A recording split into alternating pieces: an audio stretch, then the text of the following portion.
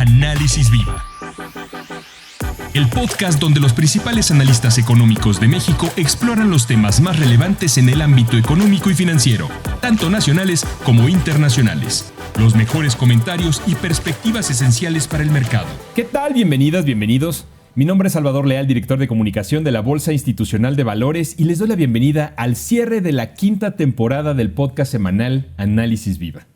No olviden seguirnos en todas nuestras redes sociales para mantenerse al tanto de los datos más importantes en los mercados de nuestro país. El día de hoy le damos la bienvenida a nuestra invitada, ella es Jessica Roldán, Chief Economist en Casa de Bolsa Finamex. Jess, qué gusto tenerte en este cierre de temporada. ¿Qué tal, Salvador? Pues yo estoy muy encantada de venir a visitarlos, a desearles felices fiestas y, bueno, por supuesto, a cerrar esta temporada. Con un buen análisis. Claro. Oye, cuéntanos, si quieres empezamos en caliente con pues, las decisiones de bancos centrales. Empezamos con la Fed, por supuesto, que se lleva las notas periodísticas y se lleva los mercados, ¿no? Por supuesto. Esta semana ha sido semana, sin duda alguna, de bancos centrales.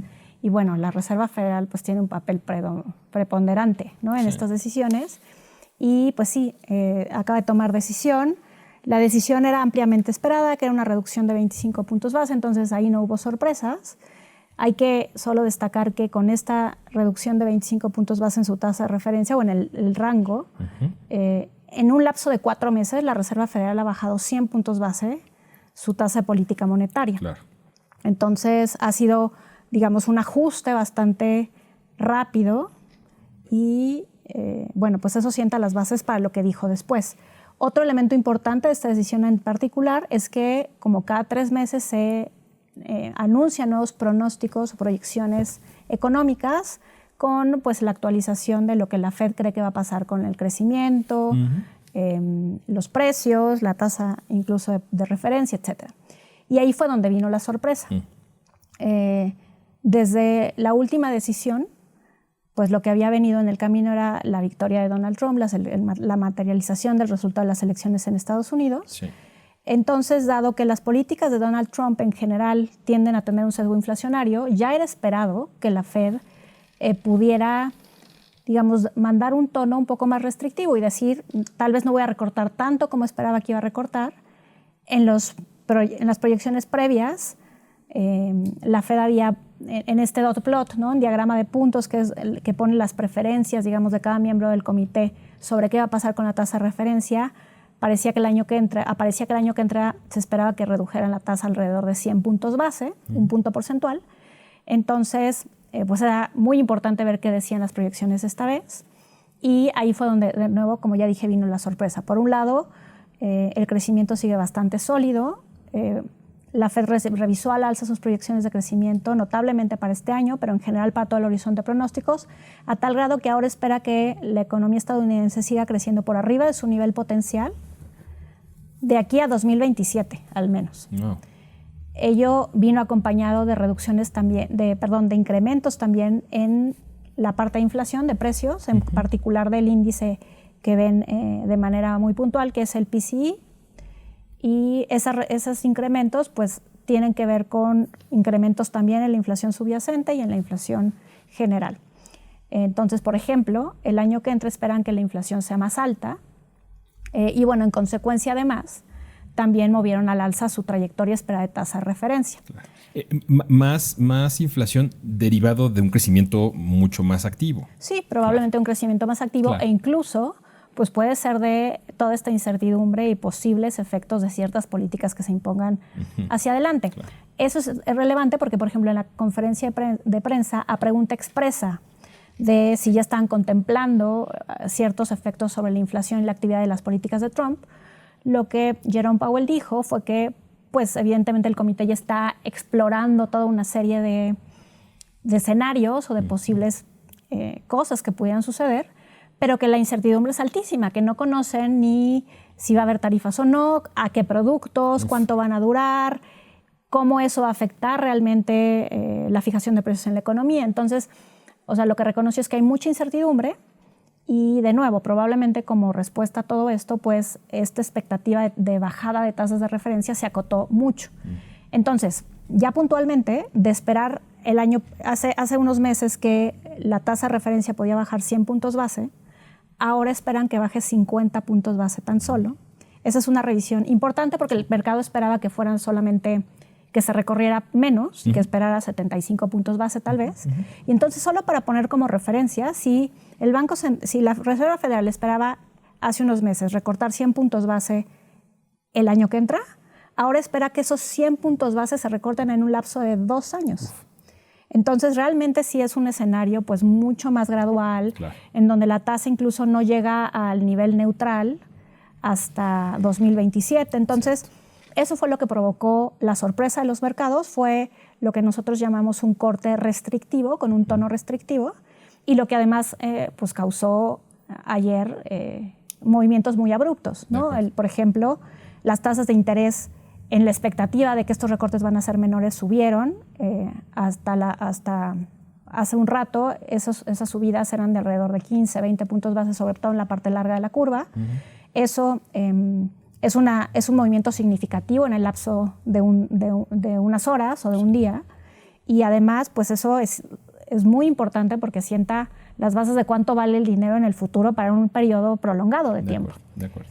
Pero pues no solamente fueron las tasas, fue el dólar se fortaleció de manera importante, subió a niveles que no veíamos a finales de 2022, ¿no? Eso implicó que pues, el espectro de economías, no nada más emergentes, sino incluso avanzadas, tuvieran depreciaciones relevantes de sus monedas el día de ayer. Sí. Y bueno, también la bolsa, en respuesta a esta expectativa de tasas de interés un poco más altas, también tuvo una pérdida importante. Tuvo una pérdida básicamente perdió en un día lo que ganó en un mes, en el lapso de un mes. Entonces, pues todos esos rebalanceos, sobre todo al cierre de año, cuando pues ya no hay mucho que hacer en la foto del cierre de año, pues claro que causa incluso, en cierta medida, incluso una exacerbación de esos movimientos. Sí. Ya veremos en los próximos días si eso se acota un poco, pero sí es importante recalcar que el movimiento y el mensaje fue un mensaje más restrictivo de lo que se esperaba. Sí. Y que eso tiene repercusiones pues, para un montón de bancos centrales. Y ahorita pasamos al resto de cómo actuaron o están por actuar los bancos, del resto de los bancos centrales, pero cuando escuchamos a los analistas de repente decir, no, bueno, es que ese hecho ya estaba descontado por los mercados, ¿no? Es que ese fue un ajuste que ya se había descontado. A lo mejor este fue el descuento de algo que va a pasar el 20 de enero cuando Trump llegue a la presidencia y diga, los mercados no se movieron tanto, pues no, porque quizás ya se movieron en este momento, ¿no? Entonces, claro, a lo mejor es como para ponerle ese pin, ¿no? De este fue un momento muy importante en términos pues, de economía, de política monetaria y de movimientos de mercado, ¿no? Claro. En algún momento quizás fue un descuento, quizás habrá otras modificaciones, otros movimientos en ese momento en el que se tenga más certeza sobre las políticas de Donald Trump. No lo sabemos, pero bueno, la cosa es que fue un momento muy importante justo antes de que cierre el año, ¿no? Claro, fue una noticia que no fue muy bien recibida por los mercados. Bien. Y como tú dices, los mercados se adelantan. Sí. Muchas veces se anticipan pues incluso meses o años a cosas que pueden pasar. Ahora también es por eso mismo, son muy sensibles y entonces ante buenas noticias pueden cambiar muy rápidamente. Claro.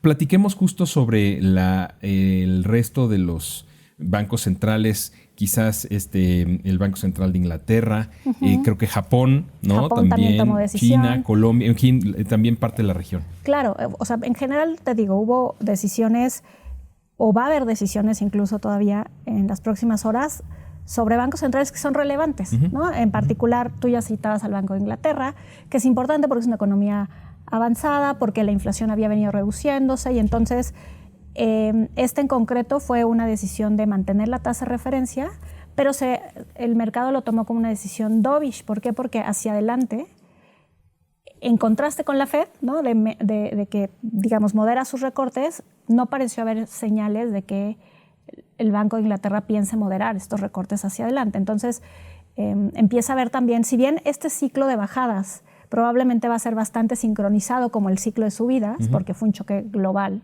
el que enfrentamos, ya empezamos a ver varias discrepancias. El de Banco de Inglaterra fue uno, el Banco de Japón, que es otra cosa completamente distinta, porque estamos hablando de tasas casi en cero.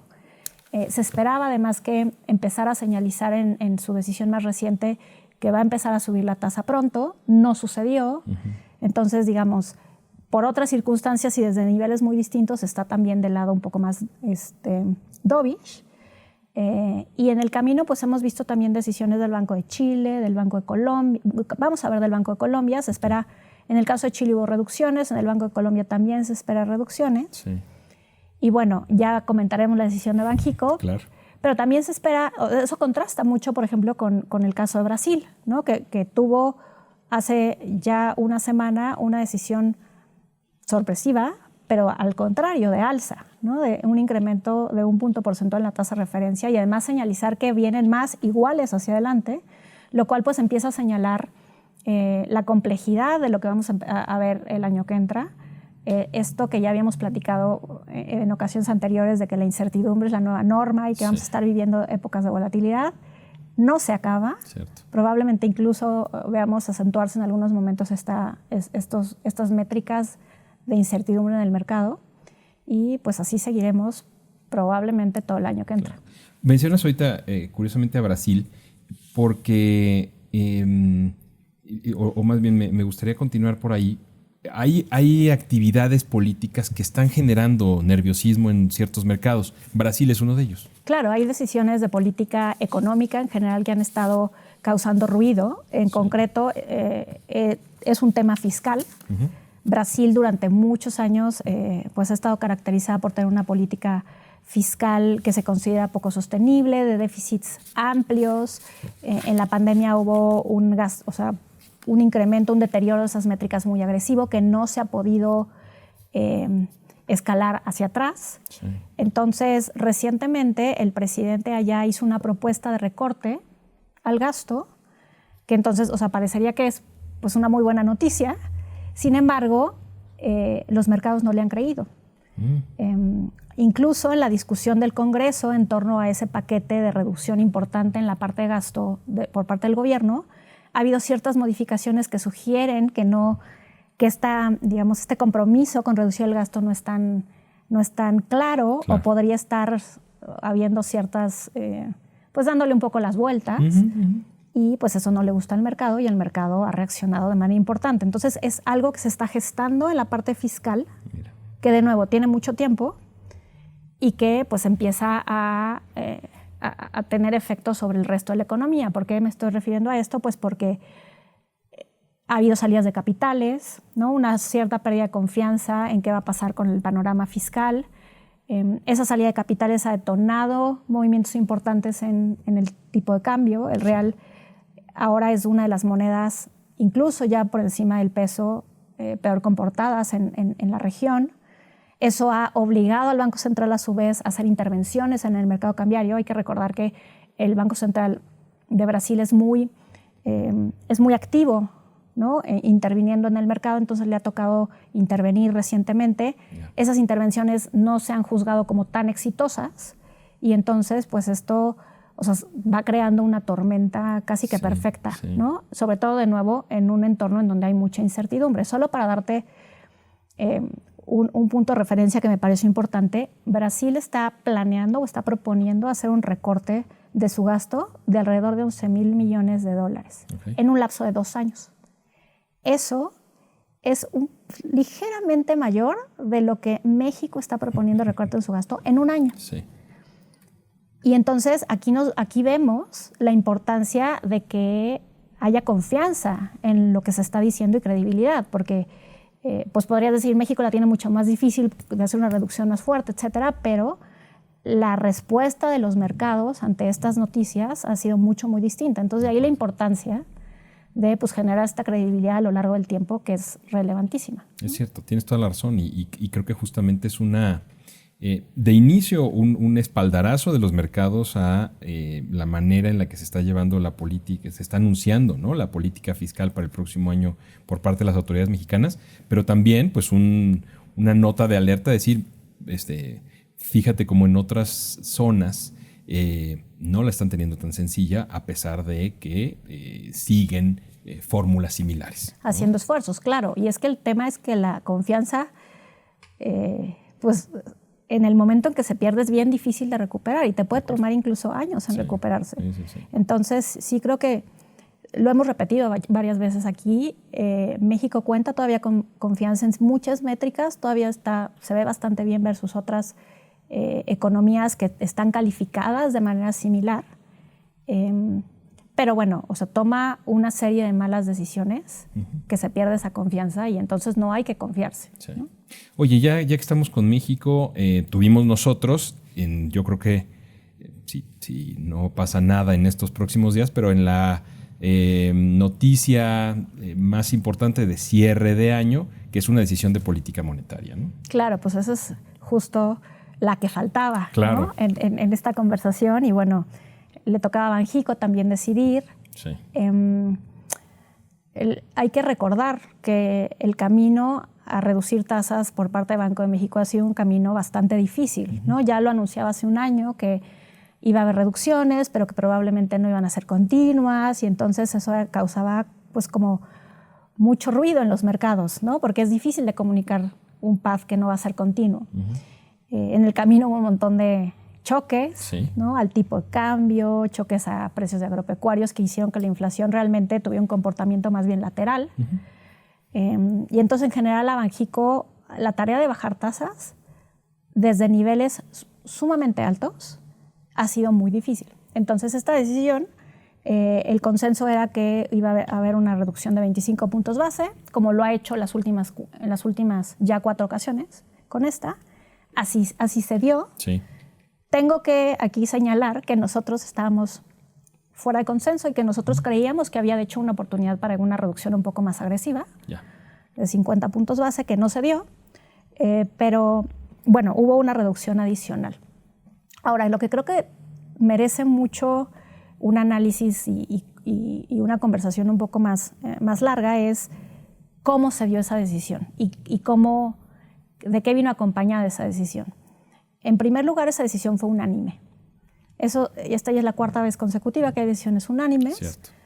Eso es un poco, eso digamos inclina un poco la balanza hacia el lado restrictivo porque ya ha habido desde hace cierto tiempo voces adentro de la Junta de Gobierno que dicen que hay espacio para empezar a pensar en reducciones más agresivas y entonces eso no se ha materializado.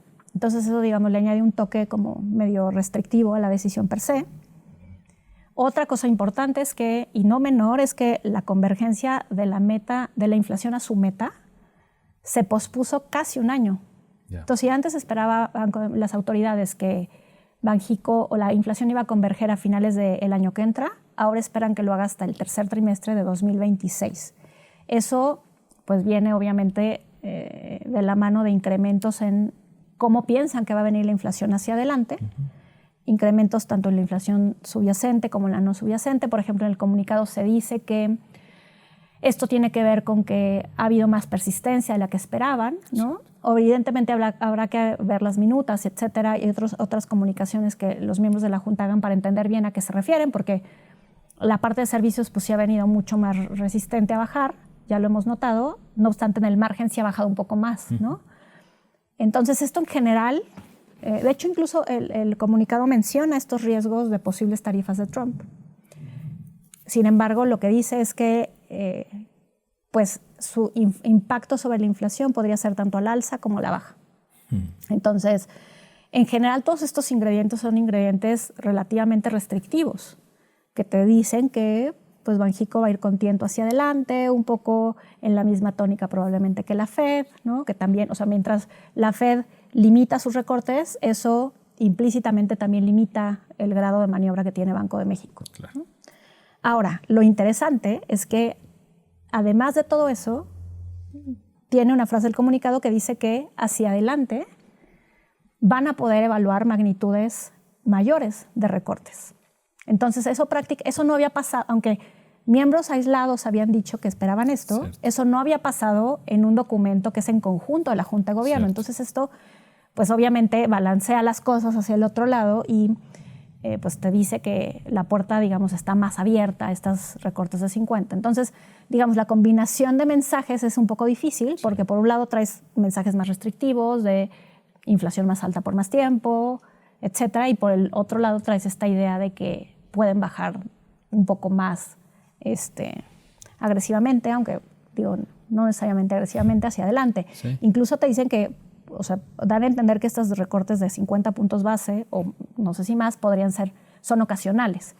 Entonces, esto lo que pinta en el panorama para 2025 es pues esta idea de que va a volver a ser bien difícil para Banco de México hacer la implementación de esos recortes y además también un poco comunicar esos recortes, ¿no? O sea, en la medida en que pues tengamos choques adicionales en los que empezamos a definir cómo va a ser esa relación, pues ya no sé, o sea, bilateral, pero no nada más comercial, sino cómo van a jugar todos estos elementos de migración, seguridad, no sé, y cómo eso se va a usar como política de negociación, pues podremos ver turbulencias hacia adelante y el camino, pues es un camino minado, ¿no?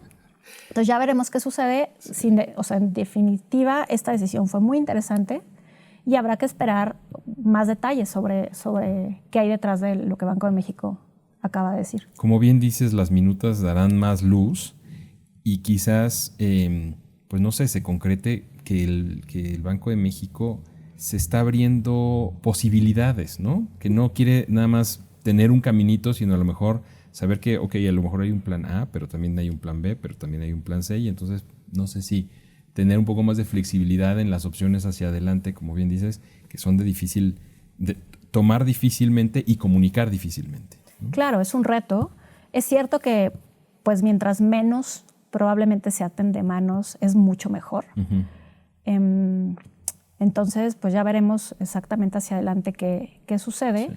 Creo que también es importante decir que tantos mensajes pasando al mismo tiempo pueden obstaculizar esa comunicación. Y entonces, o sea, Banco de México, en un entorno además en el que va a haber un cambio en la Junta de Gobierno, etcétera, pues no la va a tener, digamos, más sencilla de la que la tuvo este año. De acuerdo. Oye, y temas de calificación, también hubo calificación en estos días. Sí, de hecho eso, o sea, viene muy a colación a lo que comentábamos del caso de Brasil y comparar un poco con México. O sea, hay que recordar que la calificación soberana de México, ¿no? De los bonos, de la deuda emitida por México, sí, está calificada con grado de inversión por las 3 calificadoras más grandes, ¿no? O las principales, digamos. Unas más, unas menos, pero en general estas 3 calificadoras nos tienen por encima del grado de inversión. Y en lo que ha sucedido recientemente y en concreto a partir de pues, toda esta aprobación de reformas en el Congreso, etcétera, ha sido que algunas de esas calificadoras han pues, mandado la señal de alerta, sobre todo en concreto, en algún momento se habrá comentado aquí, Moody's dijo... Sí. Sigo manteniendo la calificación en el mismo nivel, pero mando una señal de cautela, cambiando la perspectiva a negativa. Es decir, esto está más sesgado a que pueda yo recortar la calificación que a otra cosa. Entonces, en el camino ha habido pues, estas voces. Una segunda voz, en este caso, de estas 3 calificadoras, viene con S&P. S&P nos tiene 2 nodos por arriba del grado de inversión, igual que Moody's. Y en contraste, S&P hace unos días ratificó la calificación y nos ratificó además con una perspectiva estable.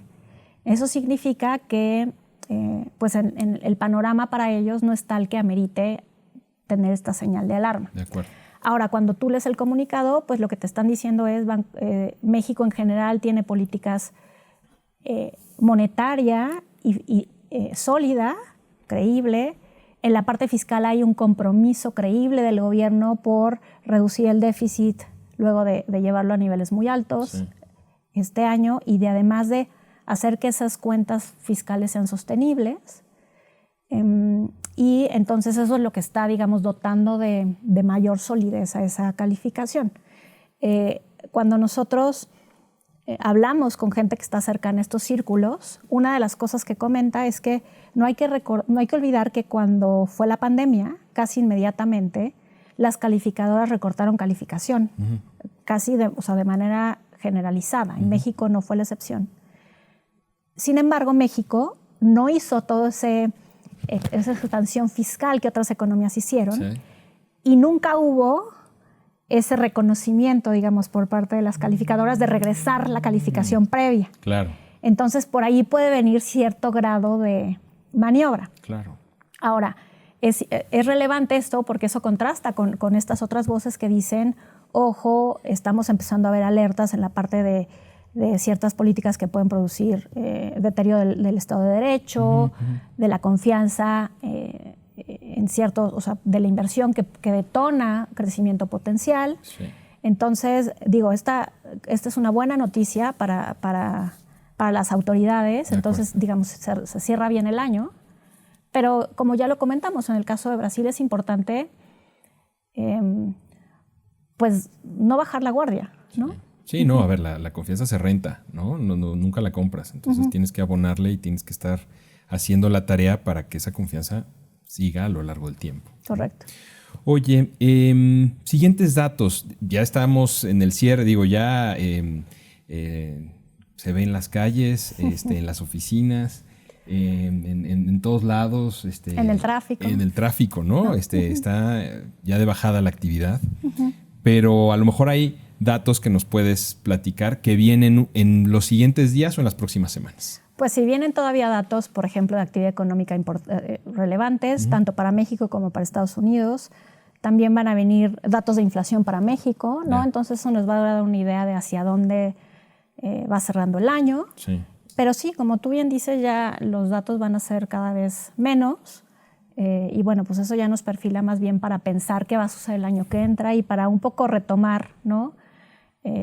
Pues qué nos están diciendo las encuestas, qué está pensando el consenso con respecto a qué pasa. Que a mí me gustaría pues justamente cerrar contigo platicándonos hacia dónde prevén los analistas que vamos a caminar durante el 2025, cuáles son un poco las perspectivas o pronósticos que se están dando contigo y con tus colegas. De consenso, claro. Sí. Pues mira, justo acabamos de tener como algunas encuestas muy recientes que nos ayudan como a tener estas áreas como con la última información. Se está esperando que hubo revisiones en pronósticos de crecimiento para México este año. En particular, las revisiones fueron al alza. Se espera que la economía haya crecido o termine creciendo 2024 más fuerte de lo que previamente se esperaba. Cierto. Y para el año que entra lo que se espera es una desaceleración. Entonces, estamos ya fuera de esta idea de, o al menos en los números que estamos viendo en las encuestas, no se ve reflejada esta historia de posible recesión, pero sí hay una desaceleración que probablemente está asociada con pues, elementos de confianza, de una, digamos, desaceleración del consumo que se ha venido dando más gradual de lo que se esperaba. Y pues probablemente también las expectativas de qué va a pasar con Trump y Estados Unidos y cómo eso impacta a México, tanto para bien como para mal. Claro. Porque si a Estados Unidos crece más, eso todavía pues, jala a México. Se han estado recalibrando. Nosotros esperamos que el año que entra crezcamos a 1.2%. Eso es muy similar a lo que tiene el consenso y en general como que las mayores... o las pronosticadas más importantes. Me parece que incluso Banxico anda muy cerca de esto. Entonces hay un consenso de que vamos a seguir creciendo, va a haber cierto dinamismo, pero ese dinamismo va a ser un poco menor que el que vimos este año. En términos de inflación, se ve la inflación reduciéndose un poco más. Aquí ya empieza a ser importante el hecho de que pues, parecería que el piso ya está muy cerca. Cierto. ¿A qué me refiero con eso? Que, por ejemplo, las expectativas de inflación para la inflación subyacente para el año que entra ya están muy cerca de donde está la inflación subyacente hoy. Nosotros esperamos o creemos que hay un piso ya alrededor de 3.50, que ya es prácticamente unos cuantos puntos base de donde estamos ahorita. Sí. Entonces, por ahí vamos más o menos similar, ¿no? Todos los analistas y las encuestas esperando que el año que entra la inflación cierre, la subyacente cierre alrededor de 3.5, 3.6 y que la inflación general cierre por debajo de 4, un poco mejor que este año, pero de nuevo ya no vemos esas reducciones mucho mayores que veíamos antes. Nosotros de hecho venimos un poco más pesimistas que antes, creemos que la inflación va a estar ligeramente por arriba de 4 y que eso está asociado a elementos pues de toda esta parte de choques que no se pueden predecir de manera adecuada, como choques agropecuarios, otros posibles riesgos geopolíticos, etcétera, que puedan llevar la inflación, sobre todo no subyacente, a números más altos. Sí. Eso me lleva a la tasa, a la tasa de referencia. Por ejemplo, con estas inflaciones, la expectativa de reducciones de tasa de referencia son acotadas. Digamos, en este momento el mercado en general espera niveles de alrededor de 8 o por arriba de 8. Nosotros recientemente cambiamos nuestra expectativa a un nivel de 8.5. Uh-huh. Obviamente esto pues tendrá que irse recalibrando, ¿no? Conforme vamos viendo qué va sucediendo a lo largo del año, pero en general tasas altas todavía por un periodo prolongado. Sí. Y bueno, normalmente causa mucho interés es la proyección para el tipo de cambio. Que es la más complicada, la menos certera. Que es la más difícil, ¿no? La que más se cambia a lo largo del año. Y todo el mundo dice esto, o sea, estadísticamente hablando, el tipo de cambio es una variable que no se puede predecir. Así es. Entonces, nosotros estamos esperando que haya depreciaciones adicionales, que cierre el año que entra a niveles de alrededor de 20.50 o por arriba un poco. Sí. Eso es un poquito más optimista que otros, que el consenso. Sí. Creemos que va a haber mucha volatilidad en el camino, pero que en general en su nivel de o sea, a nivel tendencia, la depreciación del tipo de cambio pues va a estar en línea con el comportamiento de la inflación en México versus Estados Unidos, etc. Entonces ahí no vemos, digamos, una señal que nos haga tener brincos, digamos, agresivos o abruptos, pero sí reconocemos que va a haber un incremento importante en la volatilidad, ¿no? Sí. Un poco la historia que hemos visto a lo largo del segundo semestre de este año, probablemente se repita gran parte de 2025. Entonces, también hay que aclarar que estos pronósticos en particulares tienen mucha incertidumbre y que entonces, ¿eso qué significa? Pues que pueden ir para arriba, pueden ir para abajo y que en general, si bien pues, nos toca decidirnos por ciertos números, probablemente esas probabilidades de que ocurran otros números son bastante altas o mucho más altas de lo que quisiéramos y de lo que normalmente son. Entonces, bueno, en suma, parecería que es un año que hacia adelante las cosas se ven complicadas, que no deberían de ser tan malas. Y bueno, pues ya estaremos aquí platicando el año que entra. Claro. Para ver si eso es cierto. No, 100%. Y nos dará mucho gusto que nos sigas acompañando e ir caminando contigo, que nos vaya llevando por estas cifras, por estos pronósticos, porque finalmente pues es el panorama muchas veces el que le permite a las personas tener su propio criterio y decir, yo creo que de este lado sí, yo creo que a lo mejor aquí es mucho más pesimista de lo que yo considero, ¿no?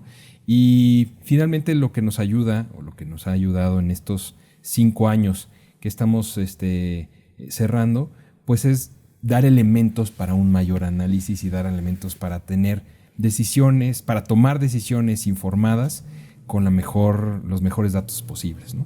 Claro, eso es una labor que no quiero perder la oportunidad para destacar, ¿no? O sea, muchas felicidades por todos esos episodios. Gracias. Y bueno, pues muchas gracias por hacerme un poco parte de ellos, totalmente, ¿no? Eso desde el día 1. Desde el día 1, correcto. Entonces, pues aquí seguiremos. Muchas felicidades. Seguro y además también muchas gracias por esa labor, porque es importante esa labor de divulgación para que la gente pues siga, digamos, manteniéndose informada y como tú dices, tome decisiones con más información.